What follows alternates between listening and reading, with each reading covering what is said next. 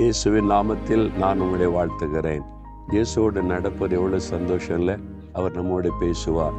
நான் இப்போ நடந்து கொண்டிருக்கிற இடம் கூட ஜெபமலை. ஆண்டவர் நமக்கு தந்திருக்கிற ஜெபமலை.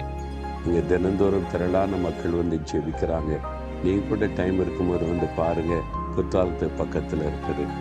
இன்றைக்கு ஆண்டவர் உங்களுக்கு ஒரு வார்த்தை சொல்லுகிறார். ஏசாயா 49 அதிகாரம் 15வது வசனம். ஸ்திரியானவள் தன் கற்பத்தின் பிள்ளைக்கு இறங்காமல் தன் பாலகனை மறப்பாளோ? அவர்கள் மறந்தாலும் நான் உன்னை மறப்பதில்லை. அன்று சொல்லுகிறார், நான் உன்னை மறப்பதில்லை. நான் எப்படி உன்னை மறக்க முடியும்? நீ என்னுடைய மகன், என்னுடைய மகள். என் உள்ளங்கையில் வரைந்து வைத்திருக்கிறேன். உனக்காக ஜீவனையே கொடுத்திருக்கிறேன். யார் உன்னை மறந்தாலும் நான் உன்னை மறக்க மாட்டேன். உன் சொந்த பெற்றோரை உன்னை மறந்தாலும் நான் உன்னை மறக்க மாட்டேன். ஒரு தாய் தன் பிள்ளையை மறந்தாலும் நான் உன்னை மறக்க மாட்டேன்னு சொல்லுகிறார். இதுதான் ஒரு பெரிய சந்தோஷம். வானத்தையும் பூமி உண்டாக்கிய ஆண்டு சொல்லுகிறார், என் மகனே, என் மகளை நான் உன்னை மறப்பதில்லை என்று. இதை விட பெரிய சந்தோஷம் என்ன? சொல்லு போகாதங்க, தைரியமா இருங்க. அவர் இருக்கிறார், உங்களுக்கு எல்லாம் அவர் செய்வார்.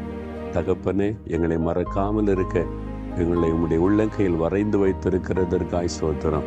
இன்றைக்கு இந்த பிள்ளைகள் என்ன விரும்புகிறார்களோ அதை நிறைவேற்றி மகிழ பண்ணும். இயேசுவின் நாமத்தில் ஜெபிக்கிறோம். ஆமென்.